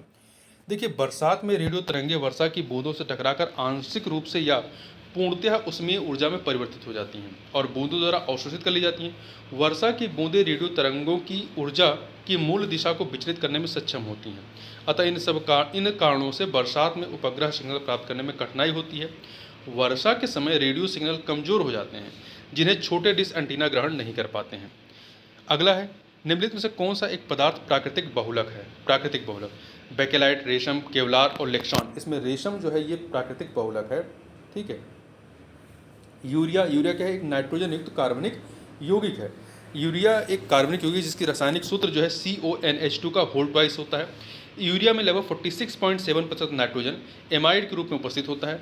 कार्बनिक रसायन के क्षेत्र में इसे कार्बामाइड भी कहते हैं। कार्बनिक रसायन के क्षेत्र में इसे जो है, जो यूरिया होता है, इसे कार्बामाइड भी कहा जाता है। अगला है, LPG सिलेंडर में के रिसाव से उत्पन्न दुर्गंध निम्नलिखित में से किसकी होती है। तो ये इथाइल मरकैप्टन की होती है, इथाइल मरकैप्टन की होती है। ठीक है, तरलीकृत पेट्रोलियम गैस LPG जो है, LPG हाइड्रोकार्बन गैसों का एक ज्वलनशील मिश्रण है जिसे ईंधन के रूप में प्रयोग किया जाता है। LPG में मुख्यतः ब्यूटेन और प्रोपेन का मिश्रण होता है, ब्यूटेन और प्रोपेन का। LPG सामान्यतः एक गंधहीन गैसीय उत्पाद होता है। हालांकि इसके रिसाव की पहचान के लिए इसमें कुछ दुर्गंधयुक्त पदार्थ जैसे इथाइल मरकैप्टन आदि मिला दिया जाता है। ठीक है, आगे चलते हैं। अगला प्रश्न है कि निम्नलिखित में से किस जंतु में खुर नहीं पाए जाते हैं। किस जंतु में खुर नहीं पाए जाते हैं। तो देखिए हिरण, जेब्रा, घोड़ा, इनमें खुर होते हैं, परंतु गीदड़ जो होते हैं, गीदड़ जो है कुत्ते के परिवार की एक प्रजाति है। गीदड़ जो होती है कुत्ते के परिवार की एक प्रजाति होती है और गीदड़ों के पैर नाखून युक्त गद्दीदार होते हैं। इनमें खुर नहीं होते हैं, जैसे आप घोड़े में देखें खुर होता है। ठीक है, हिरण में होता है, जेब्रा में, परंतु गीदड़ में नहीं होगा, तो कुत्तों में भी नहीं होगा। फलों के मीठे स्वाद का कारण क्या होता है। फलों के मीठे स्वाद का कारण जो है फ्रक्टोज होता है। महत्वपूर्ण है, याद रखिएगा, फलों के मीठे स्वाद के कारण फ्रक्टोज होता है। ठीक है, फ्रक्टोज को फल शर्करा भी कहा जाता है। इस प्रकार शर्करा मुख्यतः फलों में ही पाई जाती है। फ्रक्टोज एक मोनोसैकेराइड है। फ्रक्टोज क्या है, एक मोनोसैकेराइड है, सैकेराइड। अगला है, निम्नलिखित में से कौन सा युग्म सही सुमेलित नहीं है। हार्मोन और उसके कार्य। देखिए इंसुलिन का कार्य क्या है, रक्त शर्करा का नियंत्रण करना। मेलाटोनिन निद्रा का नियंत्रण करना। ऑक्सीटोसिन स्तन ग्रंथि से दुग्ध का निस्सरण करना। गैस्ट्रिन रक्तचाप का नियमन नहीं। गैस्ट्रिन क्या है, एक पेप्टाइड हार्मोन है। गैस्ट्रिन एक पेप्टाइड हार्मोन है जो आमाशय की कोशिकाओं द्वारा गैस्ट्रिक अम्ल के स्त्रावण सिक्रेशन को उद्दीप्त करता है, ना कि रक्तचाप का नियमन करता है। अगला है, कथन कारण का प्रश्न है। अभिकथन है कि मानव शरीर से लोज के पाचन में असक्षम है, सही है। कारण, मानव शरीर में स्टार्च अपघटक एंजाइम डायस्टेस विद्यमान रहता है। मानव शरीर में स्टार्च अपघटक एंजाइम डायस्टेस विद्यमान रहता है। दो के दोनों कथन सही, परंतु कथन जो कथन मतलब कारण है आर, वो अभिकथन की व्याख्या नहीं कर रहा है, ए की व्याख्या नहीं कर रहा है, इसलिए बी ऑप्शन हो जाएगा। देखिए, मनुष्य के पाचन तंत्र में सेलुलोज को पचाने वाले एंजाइम नहीं पाए जाते हैं, परंतु स्टार्च अपघटक एंजाइम डायस्टेस जो स्टार्च को माल्टोज में तोड़ता है मनुष्य की लार में पाया जाता है। अतः दोनों कथन सही, परंतु डायस्टेस की वजह से सेलुलोज का पाचन नहीं होगा, यह तर्कसंगत नहीं है। अगला है, सुई चुभाने पर निम्नलिखित अंगों में से कौन सा दर्द महसूस नहीं करेगा। देखिए, त्वचा करेगा, हृदय करेगा, नेत्र करेगा, परंतु मस्तिष्क जो है ये दर्द महसूस नहीं करेगा। ठीक है, मस्तिष्क में जो होता है दर्द ग्रहिकाओं पेन रिसेप्टर का अभाव होता है। अगला है, आयोडीन की कमी से क्या होता है। आयोडीन कमी से घेघा रोग होता है। घेघा रोग होता है। देखिए, थायराइड हार्मोन के उत्पादन के लिए आयोडीन नामक तत्व, थायराइड हार्मोन के उत्पादन के लिए आयोडीन नामक तत्व आवश्यक होता है। शरीर में आयोडीन की कमी से थायराइड ग्रंथि की सक्रियता में कमी या वृद्धि हो जाती है। आयोडीन की कमी से घेघा रोग हो जाता है। देखिए, निम्नलिखित में से कौन सा कार्बनिक अम्ल जो है, कार्बनिक अम्ल अंगूर, इमली तथा केला में प्रचुर मात्रा में पाया जाता है। निम्नलिखित में से कौन सा कार्बनिक अम्ल जो है वो अंगूर, इमली तथा केला में प्रचुर मात्रा में पाया जाता है। तो टार्टेरिक अम्ल जो है इन तीनों में प्रचुर मात्रा में पाया जाता है, टार्टेरिक अम्ल। ठीक है, यह अम्लता नियामक और खाद्य पदार्थों में एंटीऑक्सीडेंट के रूप में उपयोग किया जाता है। निम्नलिखित में से किसका मस्तिष्क उसके शरीर के अनुपात में सबसे बड़ा होता है। तो चींटी का जो मस्तिष्क होता है वो शरीर के अनुपात में सबसे बड़ा होता है। अगला है, पित्ताशय में उपस्थित पत्थर। पित्ताशय में उपस्थित पत्थर निम्नलिखित में से किसका पाचन प्रभावित करता है। तो ये वसा का पाचन प्रभावित करता है। पित्ताशय जो होता है वो यकृत में उत्पन्न पित्त का भंडार करता है। पित्ताशय के अंदर पित्त अवयवों के संघनन से बना हुआ रवाकृत जमाव ही पित्त की पथरी है। पित्ताशय के अंदर पित्त अवयवों के संघनन से बना हुआ रवाकृत जमाव ही पित्त की पथरी है। पित्त की पथरी वसायुक्त भोजन के पाचन में समस्या उत्पन्न कर सकती है। निम्नलिखित में से कौन सा आनुवांशिक रोग नहीं है। रतौंधी, ये आनुवांशिक रोग नहीं है। ठीक है, देखिए, रतौंधी जो होती है विटामिन ए की कमी से होती है। रंजकहीनता आपका हीमोफीलिया और वर्णांता, ये तीन के तीनों ही जो है क्या है, आनुवांशिक रोग है। रंजकहीनता, एल्बिनिज्म एक आनुवांशिक रोग है जिसमें त्वचा, बालों तथा आंखों में मेलानिन नामक रंजक आंशिक या पूर्ण रूप से अनुपस्थित होता है। तो इसमें क्या होता है, व्यक्ति बहुत ज़्यादा सफ़ेद दिखाई पड़ने लगता है। अधिरक्तस्राव या हीमोफीलिया एक आनुवांशिक लिंग सहलग्न रोग है। वर्णाधानता ये कलर ब्लाइंडनेस एक एक्स लिंग संलग्न वंशागति रोग है। और रतौंधी विटामिन ए की कमी से होने वाला रोग है। निम्नलिखित में से कौन सा युग्म सही सुमेलित नहीं है। विटामिन और किसका कारक है। देखिए, कौन सा सुमेलित नहीं। विटामिन B12 प्रति अरक्तता कारक, विटामिन सी प्रतिस्कर्वी कारक, विटामिन डी बंधता रोधी कारक नहीं है। विटामिन ई जो है वो बंधता रोधी कारक है, विटामिन ई, विटामिन डी नहीं। ठीक है, विटामिन डी का रासायनिक नाम क्या है, कैल्सीफेरॉल। विटामिन के प्रति रक्तस्रावी कारक। अगला है, दो सूचियां दी गई हैं, उत्पाद और उसके स्रोत, ये हमें सुमेलित करना। देखिए, अफीम जो है ये फल से प्राप्त होता है, जो पेड़ होता है वो फल से मिलता है, उसके फल से। हींग जड़ से निकाला जाता है, रबर तने से, कुनैन छाल से। ठीक, अफीम का उत्पादन पैपेवर सोमनीफेरम के अधपके फलों के दूध से, हींग फेरुला प्रजाति के पौधों की जड़ों से, जबकि रबर उसके पौधों के तनों से निकले तरल पदार्थ तथा कुनैन जो है सिनकोना पौधे की छाल से प्राप्त किया जाता है। अगला है, कृत्रिम उपग्रह पृथ्वी से सुस्पष्टता से ट्रैक किया जा सकता है। कृत्रिम उपग्रह पृथ्वी से सुस्पष्टता से ट्रैक किया जा सकता है डॉपलर प्रभाव के द्वारा। ठीक है, अगला है, राज्य व्यवस्था के प्रश्नों को देख लेते हैं। लोकसभा का अधिवेशन गठित करने हेतु गणपूर्ति कोरम कितनी होनी चाहिए। तो सदन के सदस्यों की कुल संख्या का 10वां भाग। ठीक है, तो यहाँ पर आपका बी ऑप्शन हो जाएगा। कोरम किसी सभा, संसद या समिति या कार्यकारिणी की बैठक के लिए आगत न्यूनतम आवश्यक सदस्यों की संख्या होती है। इस न्यूनतम आवश्यक संख्या की उपस्थिति के बिना सभा या समिति के कार्य को वैधानिकता प्राप्त नहीं होती। अनुच्छेद 103 मतलब 100 के 3 या 100 के 3 के अनुसार राज्यसभा या लोकसभा का अधिवेशन गठित करने के लिए गणपूर्ति या कोरम सदन के सदस्यों की कुल संख्या का 10वां भाग होना चाहिए, दशांश होना चाहिए, होता है। यहाँ पे 2 सूचियाँ हैं, इन्हें हमें सुमेलित करना है। ठीक है, देखिए, न्यायिक पुनरीक्षण शक्ति का परिसीमन जो है ये 38वें संविधान संशोधन अधिनियम 1975 के द्वारा, संपत्ति के अधिकार को मौलिक अधिकारों से हटाया गया 44वें संविधान संशोधन अधिनियम 1978 के द्वारा, अब इसे 301 में डाल दिया गया, 300 का में डाला गया है। ठीक है। मताधिकार की आयु 21 वर्ष से 18 वर्ष घटाया जाना, 21 वर्ष से घटा करके 18 वर्ष किया जाना, ये 61वां संविधान संशोधन अधिनियम 1988। उद्देशिका में पंथ निरपेक्ष शब्द का जोड़ा जाना 42वें संविधान संशोधन अधिनियम 1976 के द्वारा। भारत एवं अमेरिका की राजनीतिक व्यवस्थाओं के बीच निम्नलिखित में से कौन सी विशेषताएं समान हैं? पहला, अवशिष्ट शक्तियां केंद्र के पास है, नहीं, ये भारत में, वहाँ पे अवशिष्ट शक्तियां राज्यों के पास है, अमेरिका में। अवशिष्ट शक्तियां राज्यों के पास है, ये अमेरिका में है, भारत में केंद्र के पास है, तो दूसरा भी नहीं। तीसरा, राष्ट्रपति के पास पॉकेट वीटो की शक्ति है, दोनों जगह पे है, अमेरिका में भी है, भारत में ही है। उच्च सदन में कुछ मनोनीत सदस्य होते हैं, ये केवल भारत में, वहाँ पर नहीं है। तो यहाँ पे केवल तीसरा वाला ही समानता है, मतलब केवल 3, मतलब ए ऑप्शन। ठीक, आगे चलते हैं। भारतीय संविधान में राज्यों की संघ की संकल्पना को प्राप्त किया गया है कहाँ से?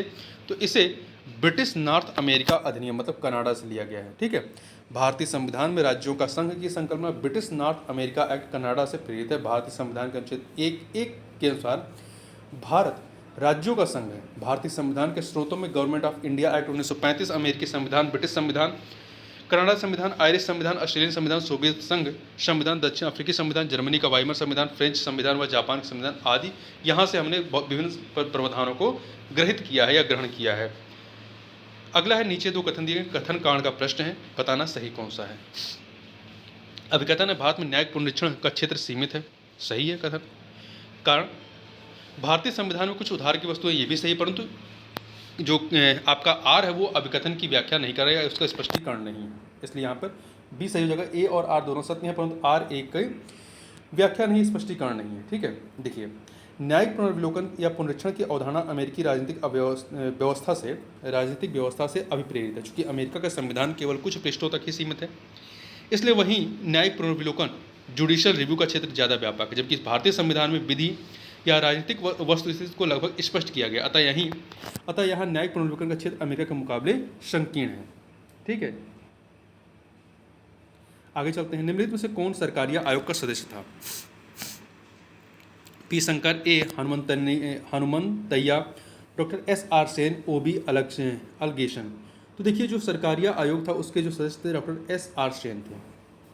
केंद्र राज्य संबंधों पर विचार करने तथा उनको सुदृढ़ करने हेतु सुझाव देने के लिए न्यायमूर्ति आर.एस. सरकारिया की अध्यक्षता में जून 1983 में एक आयोग का गठन किया गया। इसमें जो है अध्यक्ष थे आर.एस. सरकारिया और 2 अन्य सदस्य थे, बी. शिवरमन तथा डॉक्टर एस.आर. सेन।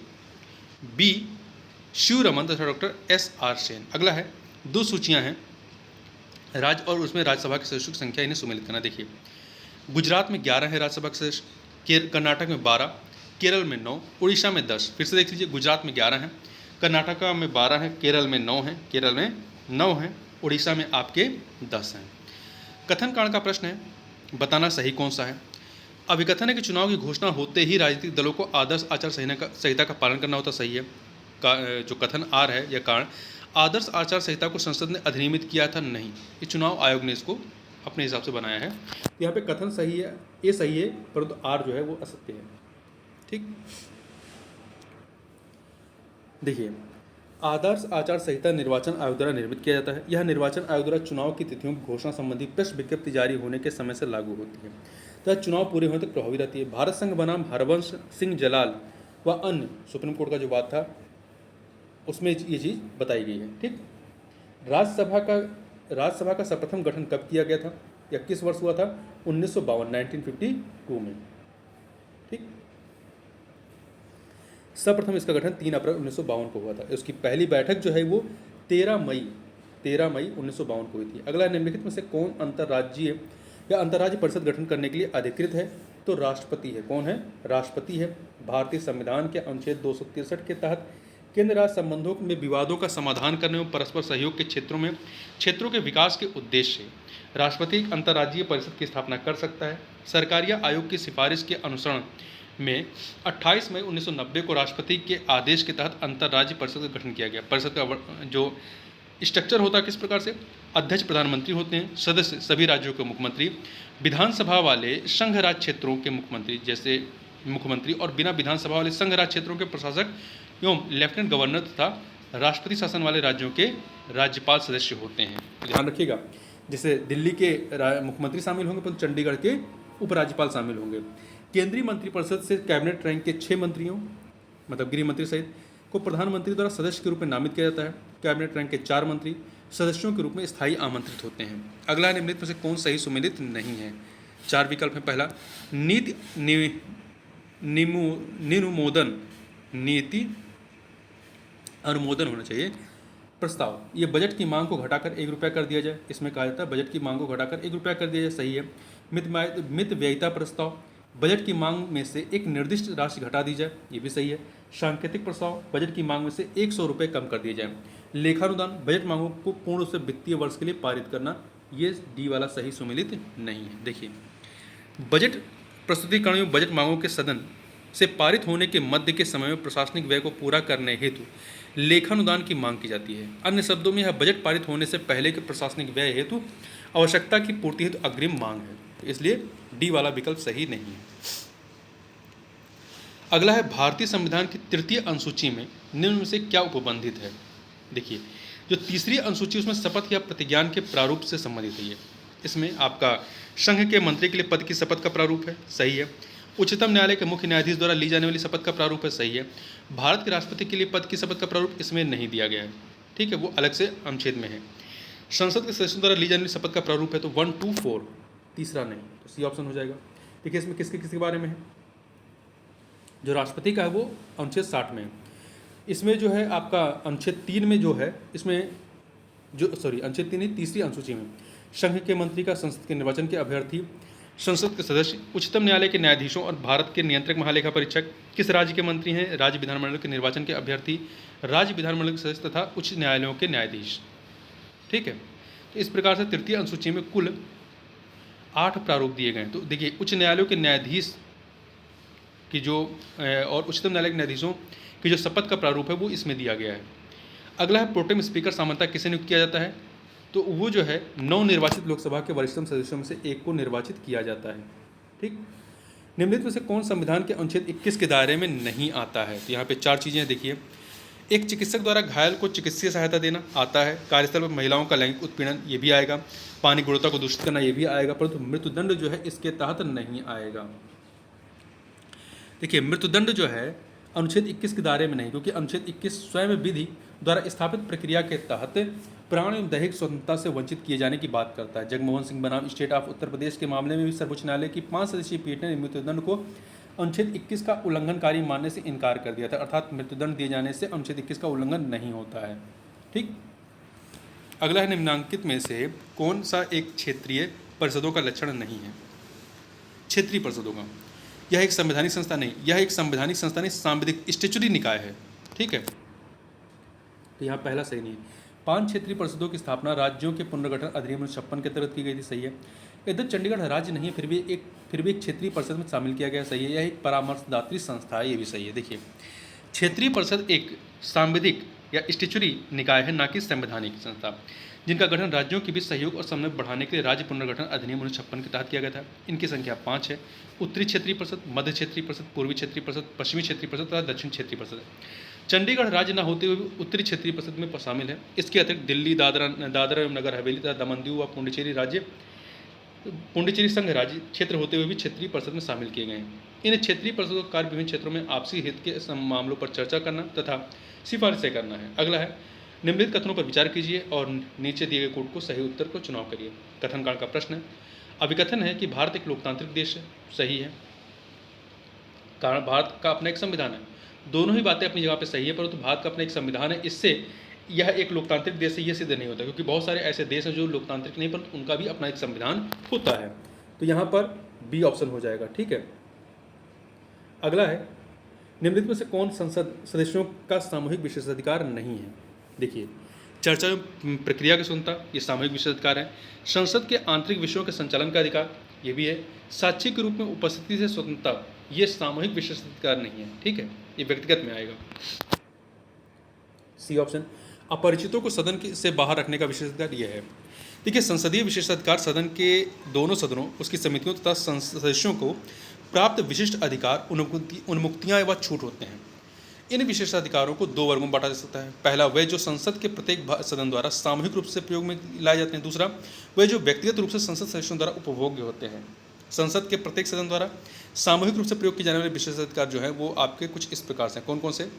अपनी बहस और कार्रवाई के प्रकाशन को रोकने का विशेषाधिकार, सदन से अपरिचितों को बाहर रखने तथा विशिष्ट विषयों पर चर्चा हेतु गुप्त बैठक करने का विशेषाधिकार, अपनी स्वयं की प्रक्रिया व आंतरिक विषयों व्यवसाय के संचालन तथा उन्हें विनियमित करने का विशेषाधिकार, सदन के सदस्य और साथ ही साथ बाहरी व्यक्तियों को भी भर्त्सना, चेतावनी या निलंबन या निश्चित अवधि हेतु कारावास से सदन की अवमानना हेतु दंडित करने का विशेषाधिकार, किसी सदस्य की गिरफ्तारी, निरोध, सजा, कारावास या रिहाई की तत्काल सूचना प्राप्त करने का विशेषाधिकार, संसदीय समितियों द्वारा जांच के प्रयोजन के लिए प्रासंगिक व्यक्तियों, पत्रों व अभिलेखों को बुलाने मांगने का विशेषाधिकार, संसद की कार्रवाई की जांच करने हेतु अदालतों पर रोक लगाने का विशेषाधिकार।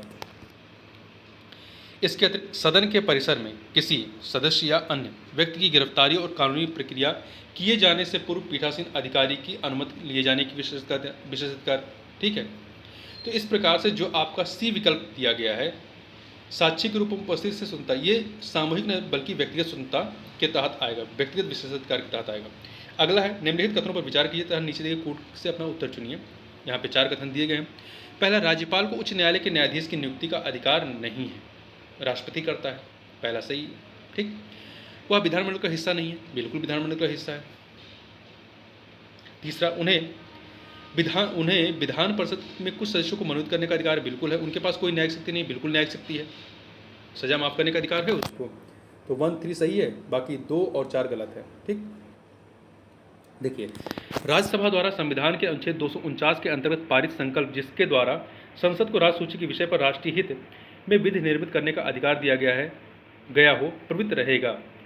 ये 1 वर्ष से अधिक नहीं, ये 1 वर्ष से अधिक नहीं रहेगा। अनुच्छेद 249 के खंड 2 के अनुसार खंड 1 के अंतर्गत पारित प्रस्ताव 1 वर्ष से अधिक समय के लिए प्रवृत्त नहीं रहेगा, परंतु यदि और जितनी बार किसी ऐसे संकल्प को बनाए रखने का अनुमोदन करने वाला संकल्प खंड 1 में उपबंधित रीति से पारित हो जाता है, तो और उतनी बार ऐसा संकल्प उस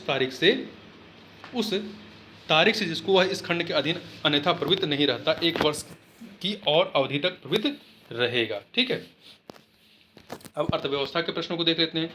देखिए, निम्नलिखित में से कौन एक वर्ल्ड इकोनॉमिक फोरम द्वारा ग्लोबल जेंडर गैप इंडेक्स, वैश्विक लिंग सूचकांक के आकलन हेतु प्राचलन के रूप में प्रयुक्त नहीं होता है? स्वास्थ्य, शिक्षा, आर्थिक स्थिति, ये 3 होते हैं, परंतु आराम इसमें शामिल नहीं है। ठीक है,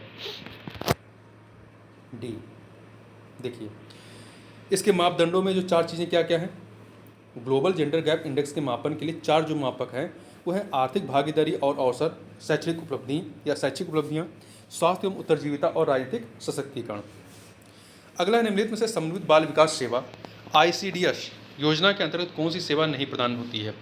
इसमें पूरक आहार दिया जाता है, रोग प्रतिरक्षण से संबंधित है, 3 से 6 वर्ष की आयु के बच्चों के स्वास्थ्य एवं पोषण शिक्षा संबंधित है, परंतु इसमें बच्चों को निःशुल्क पुस्तकों में विद्यालय पोशाक का वितरण नहीं किया जाता है। ठीक है, आगे चलते हैं। निम्न में से कौन सा सही सुमेलित नहीं है? देखिए, उदय जो योजना है UDAY, इसका उद्देश्य क्या है? विद्युत वितरण करने वाली कंपनियों का वित्त पोषण करना सही है। हृदय योजना विरासत वाले शहरों का संरक्षण एवं पुनर्जीवन है। अमृत योजना शहरों में मूलभूत संचार सुधार से संबंधित है। स्वच्छ भारत मिशन शुद्ध पेयजल संबंधित नहीं है, ये स्वच्छता से संबंधित है। ठीक है, यहाँ पे डी वाला सुमेलित नहीं है। जो स्वच्छ भारत मिशन है, ये इसे 2 अक्टूबर 2014 को प्रधानमंत्री नरेंद्र मोदी द्वारा प्रारंभ किया गया था और 2 अक्टूबर 2019 तक इसके लक्ष्य को प्राप्त करना था, जब महात्मा गांधी की 150वीं जयंती मनाई गई। अगला है, निम्न योजनाओं पर विचार कीजिए तथा उन्हें आरंभ होने के कालानुक्रम या कालक्रमानुसार व्यवस्थित कीजिए। 4 योजनाएं हैं। देखिए, इसमें सबसे पहले आपका प्रधानमंत्री जनधन योजना आएगा। प्रधानमंत्री जनधन योजना 28 अगस्त 2014। फिर digital gender Atlas for advancing girls education in India 9 मार्च 2015। फिर आपका मुद्रा बैंक योजना आएगा 8 अप्रैल 2015। फिर प्रधानमंत्री सुरक्षा बीमा योजना 9 मई 2015। तो ये क्रम हो जाएगा, प्रधानमंत्री जनधन योजना, फिर digital gender Atlas for advancing girls education in India, फिर मुद्रा बैंक, फिर सबसे लास्ट में प्रधानमंत्री सुरक्षा बीमा योजना आ जाएगा। अगला है बुल्क कैपिटलिस्ट बैल पूंजीपति बैल पूंजीपति किसे कहा जाता है? तो बैल पूंजीपति उन किसानों को जिनके पास कुछ साधन तो है परंतु धनाढ्य नहीं है। बुल्क कैपिटलिस्ट उन किसानों को कहा जाता है जो ना तो भूमिहीन है, जो ना तो भूमिहीन कृषि श्रमिक या सीमांत किसानों के अंतर्गत आते हैं, न ही बड़े जमींदार या धनाढ्य किसानों की श्रेणी में आते हैं। यह संबोधन मध्य आय एवं संसाधन युक्त किसानों के लिए प्रयुक्त होता है। अन्य शब्दों में उन किसानों को बैल पूंजीपति कहा जाता है जिनके पास कम से कम इतना संसाधन अवश्य हो कि वे अपने बैलों की जोड़ी रख सकें तथा कृषि में निवेश के संदर्भ में आत्मनिर्भर हों। अगला है कथन कांड का प्रश्न है। कथन कांड का प्रश्न बताना सही कौन सा है। देखिए यहाँ पर कथन है कि विश्व स्वास्थ्य संगठन WHO के अनुसार 1993 में विश्व के 16.5 मिलियन मृत्यु छुआछूत की बीमारियों के कारण हुई थी। सही है। कारण जो कारण दिया गया, स्वास्थ्य नियोजन के बिना नगरीकरण के कारण, स्वास्थ्य नियोजन के बिना नगरीकरण के कारण इस प्रकार की बीमारियां फैलती हैं। ठीक है, तो दोनों अपनी जगह सही है परंतु व्याख्या नहीं कर रहा है। यहाँ पे बी ऑप्शन हो जाएगा। देखिए विश्व स्वास्थ्य संगठन की वर्ष 1995 की रिपोर्ट में छुआछूत जनित बीमारियों की गंभीरता को दर्शाते हुए वर्ष 1993 में इन बीमारियों से 16.5 मिलियन लोगों की मृत्यु को रेखांकित किया गया। इन बीमारियों के प्रसार एवं प्रभावशीलता में वृद्धि हेतु अनियोजित नगरीकरण को प्रमुख उत्तरदायी ठहराया गया था, क्योंकि अनियोजित नगरीकरण से अस्वच्छता बनी रहती है तो जो छुआछूत से उत्पन्न होने वाली बीमारियों के प्रसार को बढ़ा देती है, परंतु मात्र स्वास्थ्य नियोजन के बिना नगरीकरण ही छुआछूत की बीमारियों का कारण नहीं है, इसके लिए अन्य कारण भी उत्तरदायी हैं। इस प्रकार कथन कारण दोनों सही परंतु व्याख्या नहीं कर रहा है। ब्रिक्स देशों द्वारा कौन सा बैंक चीन में स्थापित किया गया? तो ये था आपका न्यू डेवलपमेंट बैंक जुलाई 2014 में, 2015 में इसकी स्थापना हो जाती है। ठीक है, जुलाई 2014 में ब्राज़ील के फार्टालेजा में आयोजित छठे ब्रिक्स शिखर सम्मेलन में ब्रिक्स देशों के नेताओं ने न्यू डेवलपमेंट बैंक की स्थापना हेतु एक समझौते पर हस्ताक्षर किया। इस बैंक का मुख्यालय चीन के शंघाई में है। ठीक, वर्तमान में ब्राज़ील के डिल्मा रूसेफ इस बैंक की अध्यक्ष हैं। अगला है भारत सरकार द्वारा आरंभ की गई निम्नलिखित योजनाओं को समयानुसार व्यवस्थित कीजिए। तो देखिए सुकन्या समृद्धि योजना, अटल पेंशन योजना, मेक इन इंडिया, प्रधानमंत्री जन धन योजना। देखिए सुकन्या समृद्धि योजना 22 जनवरी 2015 की है, अटल पेंशन योजना 9 मई 2015 की है, मेक इन इंडिया 25 सितंबर 2014 की है और प्रधानमंत्री जन धन योजना 28 अगस्त 2014 की है। तो सबसे पहले कौन सा आएगा? प्रधानमंत्री जन धन योजना, फिर मेक इन इंडिया आएगा, फिर आपका सुकन्या समृद्धि योजना आएगा और सबसे लास्ट में अटल पेंशन योजना आएगा। ठीक, सामाजिक सुरक्षा अधिनियम 2008 के अंतर्गत प्रारंभ की गई राष्ट्रीय स्वास्थ्य बीमा योजना आच्छादित करती है किसको? केवल असंगठित क्षेत्र के श्रमिकों को। केवल असंगठित क्षेत्र के श्रमिकों को सामाजिक सुरक्षा अधिनियम 2008 के अंतर्गत प्रारंभ की गई राष्ट्रीय स्वास्थ्य बीमा योजना केवल असंगठित क्षेत्र के श्रमिकों को आच्छादित करती है। 31 मार्च 2015 को इस योजना के कार्यान्वयन की जिम्मेदारी स्वास्थ्य एवं परिवार कल्याण मंत्रालय को सौंप दी गई, जबकि इससे पूर्व यह श्रम एवं रोजगार मंत्रालय द्वारा कार्यान्वित की जा रही थी। सामाजिक सुरक्षा अधिनियम 2008 के तहत कुल 10 सामाजिक सुरक्षा योजनाओं को शामिल किया गया। वर्तमान में यह योजना आयुष्मान भारत प्रधानमंत्री जन आरोग्य योजना में शामिल कर ली गई है। अगला है 11वीं योजना के दौरान शिशु मृत्यु दर को कम करने का लक्ष्य कितना था? तो ये 28 प्रति 1000 लाइव बर्थ पर जीवित जन्म पर था। ठीक है, 2020 में जो है देखिए मई 2022 में जारी SRS बुलेटिन के अनुसार वर्ष 2020 में मृत्यु दर प्रति 1000 जीवित जन्मों पर 28 के स्तर पर आ गई है। अगला है भारत सरकार द्वारा अनुमोदित सक्षम परियोजना संबंधित है किससे? सक्षम परियोजना।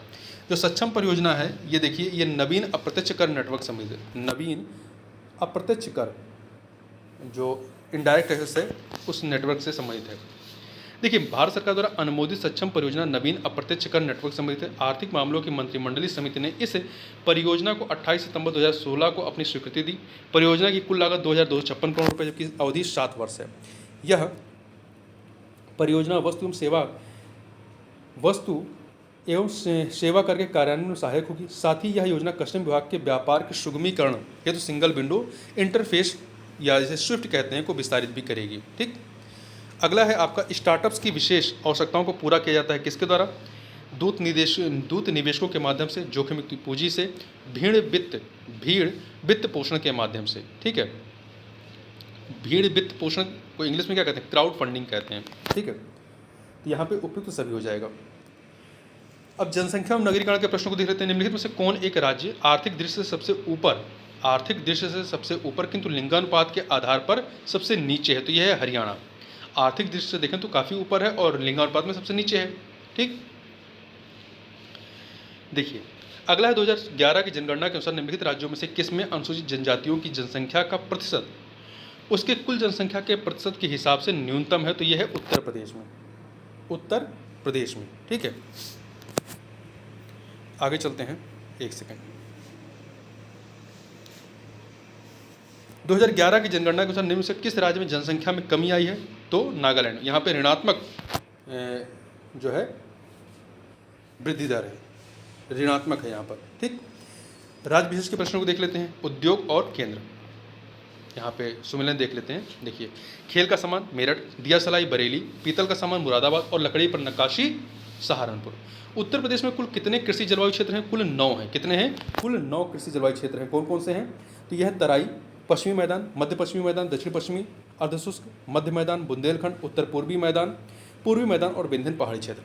अब यहाँ पे करंट अफेयर के प्रश्नों को जो है हम लोग नहीं देखेंगे, क्योंकि करंट अफेयर के प्रश्न हैं, काफ़ी पुराने हैं। और आगे बढ़ते हैं, यहाँ पे विविध के प्रश्नों को थोड़ा देख लेते हैं। विविध के प्रश्नों में पहला है, निम्नलिखित में से किस वर्ष में संयुक्त राष्ट्र संघ ने परम गरीबी की परिभाषा अंगीकृत की थी? परम गरीबी, ये 1995 में। देखिए, वर्ष 1995 में डेनमार्क के कोपेनहेगन में आयोजित सामाजिक विकास के लिए विश्व शिखर सम्मेलन में संयुक्त राष्ट्र ने गरीबी को निम्न 2 रूपों में परिभाषित किया: परम गरीबी, एब्सोल्यूट पॉवर्टी, और समग्र गरीबी, ओवरऑल पॉवर्टी। मूलभूत मानवीय आवश्यकताओं जैसे भोजन, सुरक्षित पेयजल, स्वच्छता सुविधाएं, स्वच्छ आवास, शिक्षा तथा सूचना तक पहुंच से गंभीर रूप से वंचित रहने की स्थिति को परम गरीबी के रूप में परिभाषित किया गया है। अगला है यूनेस्को के तत्वाधान में सामाजिक विकास पर। यूनेस्को के तत्वाधान में सामाजिक विकास पर प्रथम विश्व शिखर सम्मेलन कहाँ पर आयोजित किया गया था? तो ये आपका कोपेनहेगन, डेनमार्क के कोपेनहेगन में 1995 में। 6 से 12 मार्च 1995 के मध्य डेनमार्क के कोपेनहेगन में सामाजिक विकास पर प्रथम विश्व शिखर सम्मेलन आयोजित किया गया था। भोपाल गैस दुर्घटना का कारण क्या था? यह था आपका मिथाइल आइसोसाइनेट का रिसाव। 2-3 दिसंबर 1984 को मध्य प्रदेश के भोपाल स्थित यूनियन कार्बाइड प्लांट से मिथाइल आइसोसाइनेट नामक जहरीली गैस के रिसाव से व्यापक जनहानि हुई। इस आपदा से अनुमानतः 10,000 से अधिक लोगों की मृत्यु हो गई, जबकि 50,000 से अधिक लोग गंभीर रूप से घायल हुए थे। तो इस प्रकार से यहाँ पर हम लोगों ने 2017 का जीएस का पेपर यहाँ पे सॉल्व किया। तो इस वीडियो में बस इतना ही, मिलते हैं नेक्स्ट वीडियो में। तो देखिए, बहुत बहुत धन्यवाद।